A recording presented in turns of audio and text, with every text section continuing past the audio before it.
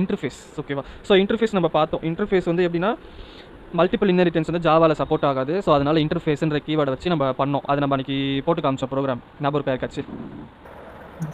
So இது பாருங்கள், interface is a blueprint of a class that contains abstract method without body and constants. சரியா? So it is use to achieve abstraction and multiple inheritance. சரியா? ஸோ இதுக்கு வந்து இன்டர்ஃபேஸ்ன்ற கீவேர்டை வந்து use பண்ணுவாங்க. சரிங்களா? ஸோ அதே மாதிரி இதில் இதுதான் மெயின் ரூல். என்ன ரூல்னா, we cannot create object in interface. இன்டர்ஃபேஸ்க்கு ஆப்ஜெக்ட் கிரியேட் பண்ண முடியாது. ஓகேவா? But we can implement data into new class. ஒரு நியூவாக ஒரு கிளாஸை கிரியேட் பண்ணி அந்த நியூ கிளாஸ்க்கு நம்ம வந்து ஆப்ஜெக்ட் கிரியேட் பண்ணி இம்ப்ளிமெண்ட் பண்ணிக்கலாம் அந்த டேட்டாவை. சரியா? கிளியரா? ஸோ இதுக்கு நம்ம எப்படி ப்ரோக்ராம் ஒன்று போட்டு பார்த்துருவோமா?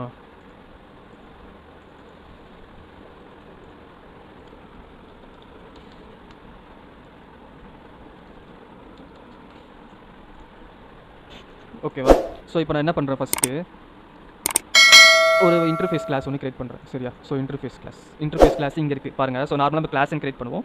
ஸோ இப்போ நம்ம என்ன பண்ண போகிறோம், இன்டர்ஃபேஸ்ன்னு கிரியேட் பண்ண போகிறோம். சரியா? Interface class. இதுக்கு நான் அனிமல்னு ஒரு நேம் வச்சுக்கிறேன் சார், எக்ஸாம்பிளுக்கு. சரியா?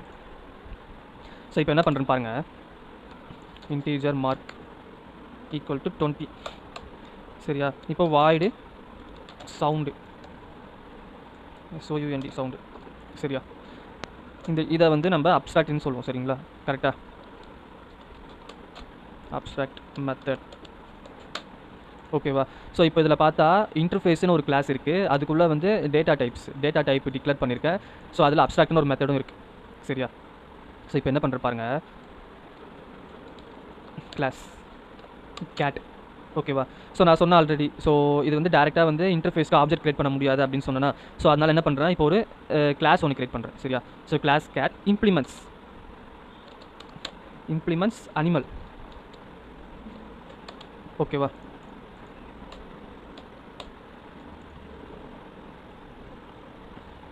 இது எப்படி லாஸ்ட்டாக பார்த்துக்கலாம். இப்போ நான் என்ன பண்ண போகிறேன்னா ஓவர் ரைட் பண்ண போகிறேன். சரியா?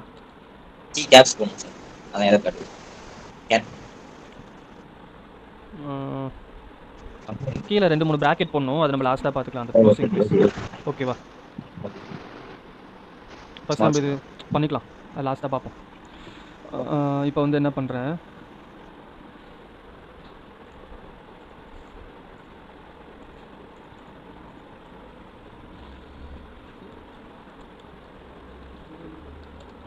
இதில் எதனால் ஓவர் ரைட் போடுறேன் அப்படின்னு தெரியுதான்னு பாருங்கள். சொல்லுங்கள் பார்க்கலாம், எதனால் ஓவர் ரைட் பண்ணுறேன்ட்டு. Hello, sir. இது அப்ஸ்ட்ராக்டாக இருக்குது. அப்ஸ்ட்ராக்டாக என்ன, அதுக்குள்ளே ஆன்சரே இல்லை. கரெக்டாக ஹைட் பண்ணி வச்சுருக்காங்க. ஸோ அதனால் இப்போ நான் அதுக்குள்ளே ஒரு ஆன்சரை பிரிண்ட் பண்ணுறதுக்காக பண்ணுறோம். கிளியரா?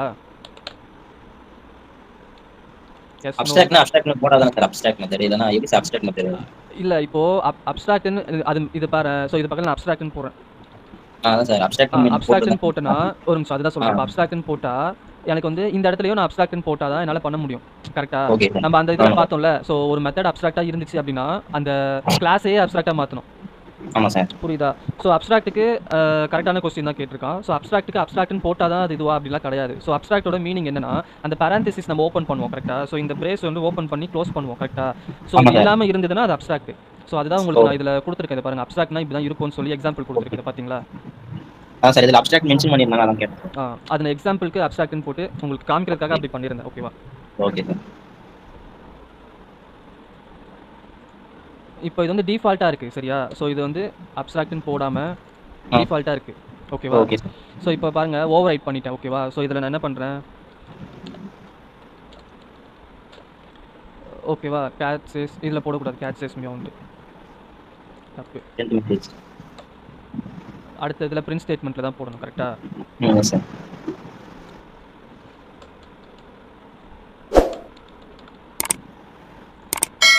இப்போ இதில் பாருங்கள், கேட் சேஸ் மியோ. சரியா? Yes sir. ஸோ இப்போ என்ன பண்ணுறேன்னு பாருங்கள்.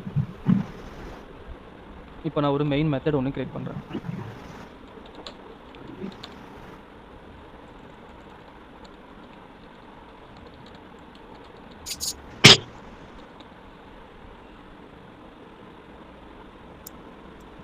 ஓகேவா? மெயின் கிளாஸ் ஒன்று கிரியேட் பண்ணி, ஸோ அதுக்குள்ளே வந்து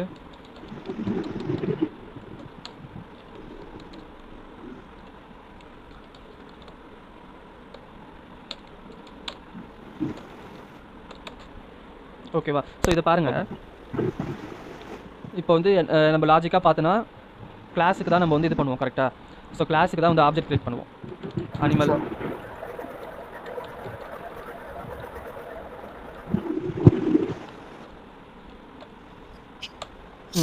ஓகேவா? ஸோ இதில் என்ன எரர் வருது பாருங்கள். cannot instantiate the type animal. ஓகேவா? ஸோ எதனாலனா இந்த அனிமல்ன்றது இன்டர்ஃபேஸ் கிளாஸ்ன்றனால அதுக்கு ஆப்ஜெக்ட் கிரியேட் பண்ண முடியாது. அந்த ரூலில் பார்த்தோம் கரெக்டாக. ஸோ அதனால என்ன அதனால தான் அதுக்கு எக்ஸ்ட்ரா ஒரு கிளாஸ் கிரியேட் பண்ணி அதில் இம்ப்ளிமெண்ட் பண்ணியிருக்கோம். சரியா? ஓவர் ரைட் பண்ணியிருக்கோம். இதில் வந்து பாருங்கள், ஓவர் ரைட் பண்ணியிருக்கோம். எனக்கு இப்போ வந்து ஆன்சர் வந்து இந்த அனிமல் நீங்கள் நினைக்கலாம் இது வந்து இன்டர்ஃபேஸ்க்கு வந்து ஆப்ஜெக்ட் கிரியேட் பண்ண முடியாது சொல்கிறாங்க. ஸோ அப்போ எப்படி எனக்கு இந்த இது வரும் அப்படின்னு இன்டீஜரோட மார்க் 20 வரும் அப்படின்னு நினைக்கலாம். கரெக்டாக டவுட் இருக்கா? எப்படி பிரிண்ட் பண்ணணும்னு டவுட் இருக்கா யாருக்காச்சு? ஏன்னா நம்ம நார்மலாக வந்து இன்டர்ஃபேஸ்க்கு ஒரு இது கிளாஸுக்கு வந்து ஆப்ஜெக்ட் கிரியேட் பண்ணி தான் அது கால் பண்ணுவோம் கரெக்டாக. ஸோ இதில் பண்ண முடியாதுன்னு சொல்கிறாங்க கரெக்டாக. ஸோ அதனால் என்ன பண்ணுறோன்னா இப்போ இது வரைக்கும் பார்த்தாச்சு. இப்போ நான் என்ன பண்ண போகிறேன், கேட்டுக்கு வந்து இது பண்ண போகிறேன். C1 equal to new cat C1 dot. இப்போ C1 டாட் அப்படின்னு வச்சோடனே எனக்கு வந்து சவுண்டு வருது. சரியா? சவுண்டு காமிச்சிருச்சு. ஸோ எனக்கு இந்த இன்டீஜர் மார்க் வந்து வரணும் கரெக்டாக. ஸோ இப்போ நான் அதையும் சேர்த்து பிரிண்ட் பண்ணணும். C1 dot system dot out.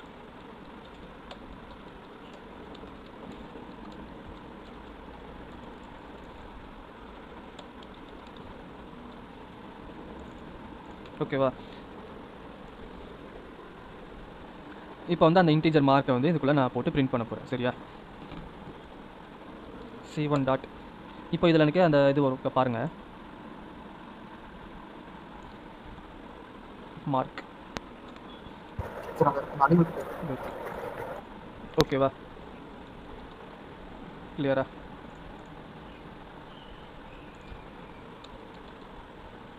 Save ஆக மாட்டேங்குது.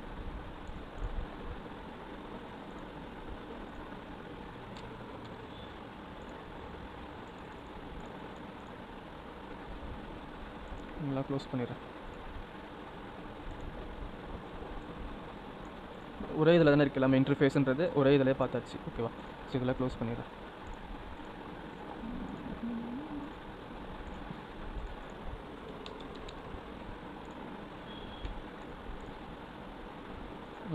அது ட்ரைனிங்குள்ளே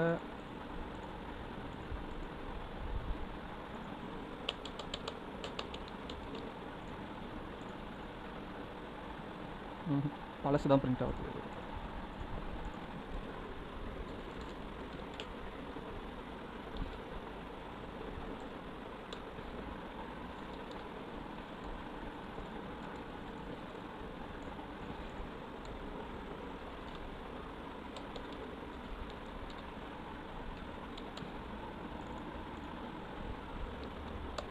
C1 டாட்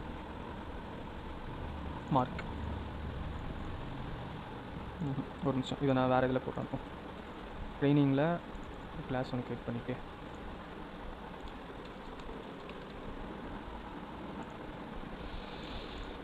அப்படியே அங்கே இம்ப்ளிமெண்ட் பண்ணிட்டு